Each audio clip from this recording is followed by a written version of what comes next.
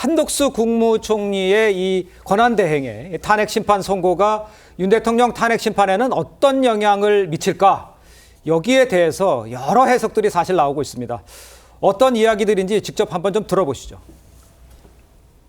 한덕수 총리 탄핵 심판이 선고기일이 잡혔다는 것은 굉장히 이 윤석열 대통령 탄핵 심판 사건에 선고를 할 정도로 무르익었다라는 암시일 수 있다라는 생각입니다.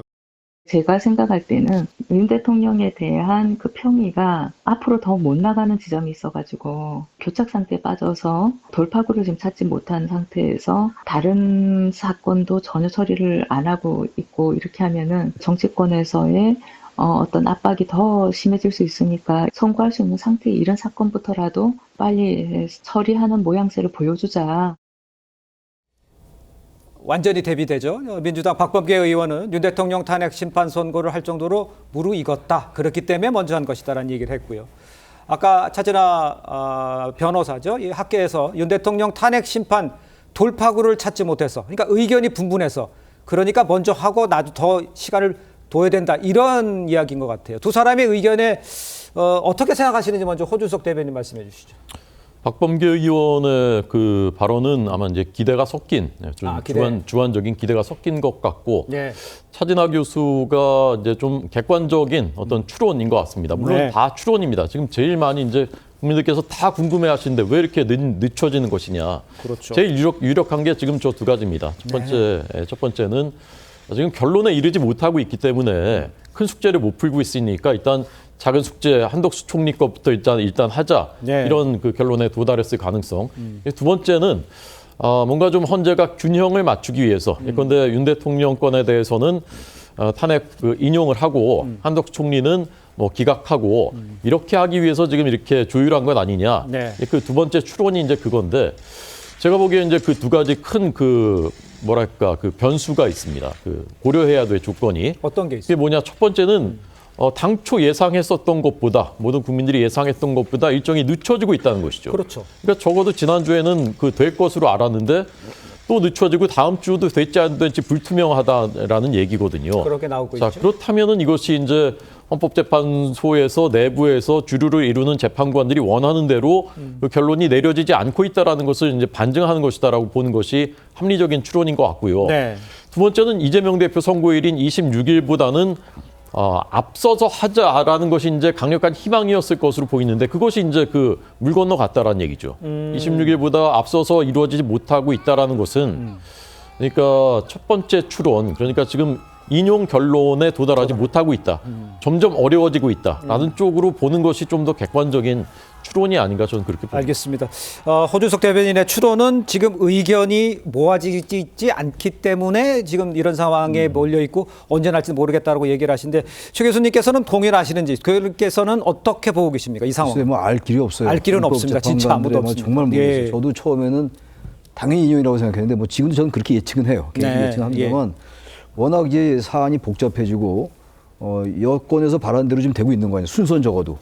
여권이 계속 바랬던 게 한덕수 총리 왜 선거 안 하느냐였잖아요. 그리고 이재명 대표 항소심 다음에 선고해라, 윤 대통령 탄핵 선거는. 네. 그 주장이 계속 일관되게 나왔어요. 근데 그거대로 가긴 가는 건데, 제가 보기에는 그것보다는 우리 호준석 대변인의 말씀도 일리가 있어요. 일리가 있는 추론이긴 한데, 저는 그거보다는, 그 측면보다는 절차의 문제를 계속 얘기해왔어요. 제가 아까도 말씀드렸습니다만, 내란죄를 왜 탄핵사유에서 뺐느냐의 문제부터 해서 왜 국회 탄핵소추 이걸 12월 7일에 했다 14일에 했느냐, 한여에게 두 번 했다, 이런 얘기부터 굉장히 많이 절차의 문제를 제기했고요. 게다가 이제 피의자 증거조서를 왜 채택했느냐, 이런 것부터 여러 가지 헌재 절차의 문제를 제기해 왔기 때문에 그런 문제에서 전 방향은 정해졌다고 보고, 지금까지 방향이 안 정해졌다면 그거 납득하기가 어려워요. 변론길이 끝난 지가 벌써 얼마나 됐습니까? 25일인데 지난달 25일 날. 잠깐만요, 교수님. 그렇다면 교수님 생각은 의견은 다 모아졌는데 절차의 문제를 완벽성을 기하기 위해서 문장 하나하나를 정말로 축조심의를 어느 때보다도 세밀하게 하고, 그게 첫째 이유라고 보고, 두 번째는 일단 한덕수 총리 선거를 먼저 함으로써 뭔가 지금 이 대통령의 위헌 위법 불법적인 계엄에 대한 정리를 한다는 의미가 하나 있을 것 같아요. 그리고 또 이건 아주 정치적인 판단인데, 한덕수 총리 선거 먼저 하고 이재명 대표 항소심 이후에 선거를 하게 되면은 적어도 여권이 바라는 그리고 탄핵 반대하는 분들이 바라는 거기에 어느 정도 맞춰지는 거기 때문에 그런 부분을 좀 완화시키는 측면도 있지 않을까. 전 그런 측면에서 아까 우리 호준석 대변인이 얘기한 것보다 좀 다른 측면에서 좀 늦어진 거다라고 생각을 합니다. 알겠습니다. 최 교수님의 뭐 확인된 건 없으니까 다 물론이요. 추론입니다. 네. 최 교수님께서 의견을 그렇게 주셨는데 우리 윤기찬 변호사는 어떠세요? 저는 아직 그 심정 확정이 안 된 상태라고 봐요. 그리고 갈려져 있다. 예, 지금 각하 의견에 나와 있을 가능성이 있어요. 그렇기 때문에 지금 민주당 관계자 그렇게 얘기하잖아요. 5.5 대 2.5. 그 얘기도 예, 하더라고요. 5는 사실 각하 의견이 둘이라고 저는 생각을 합니다. 그래서 각하 의견이 뭐 인용이든 기각이든 이렇게 실체적 판단으로 어느 쪽으로 귀속될지에 따라서 예. 아직 유동적인 상황이다라고 스스로 평가하는 것 같습니다. 그렇다면 실제 이 각하 의견이라는 것은 절차적 흠결 문제거든요. 그 절차적 흠결 문제의 가장 큰 게 소추 동일성의 문제입니다. 그러니까 국회에서 소추 의결할 때하고 심판정에서 또 그 심리 진행하는 거하고 달라질 때 이럴 때는 이전에 검사의 그 감사원장인가요? 그 결정문에 보면은 분명히 이때는 재의결을 하라라는 게 있습니다. 원론적인 얘기를 해놨단 말이죠. 그래서 예. 만약에 한덕수 총리의 그 결정문에 그런 내용이 있으면 한덕수 총리도 비슷한 게 있었어요. 내란죄라는 형법의 조항은 넣지 않았지만 네. 내란죄 이 관련된 문구들 쭉 했다가 관련된 주심이 물어보죠. 이거 그러면 처리하는 거냐라고 했더니 처리합니다.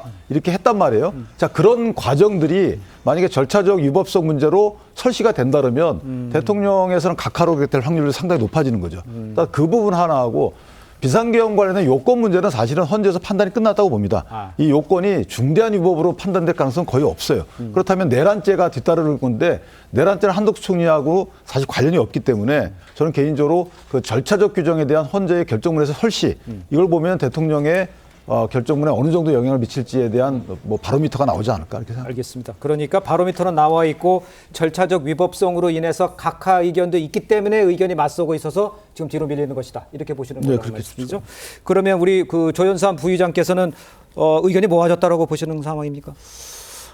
글쎄요. 저도 뭐 장담할 수 없는 네네. 부분이긴 하죠. 다들 사실상 깜깜이 평의가 계속되고 있기 때문에 그 속내를 알 수는 없지만 지금까지 선고일조차 지정하지 못하고 예상했던 것보다 시간이 지연되고 있다는 측면에 봤을 때는 예. 그동안 아마 굉장히 많은 일종의 난항이 있었을 수는 있다는 생각은 듭니다. 네. 그렇기 때문에 조속히 선고기일 지정하지 못하고 결정문을 만들지 못했다는 측면에서 그럴 수가 있는데 네. 저는 그렇다고 하더라도 한덕수 총리에 대한 선고일을 지정하고 이미 결정문 작성을 마무리한 시점이라고 한다면 일정 부분 내란 행위에 대한 그런 판단도 끝나지 않았을까라는 생각이 들고요. 네. 그리고 그 중대성에 대한 판단도 일정 부분 마무리 단계에 들고 있는 게 아닌가라는 생각이 듭니다. 예. 그렇기 때문에 저는 뭐 박범계 의원이라든가 차 교수님 의견을 뭐 종합적으로 봤을 때는 지금까지 지연됐다는 측면에서는 난항이 있었을 수는 있지만 예. 이번에 한덕수 총리의 선고기일 지정을 통해서 일정 부분 마무리 단계에 접어들고 있는 게 아닌가라는 생각이 듭니다. 알겠습니다. 그럼 마무리 단계에 접어들었다고 예상을 하시면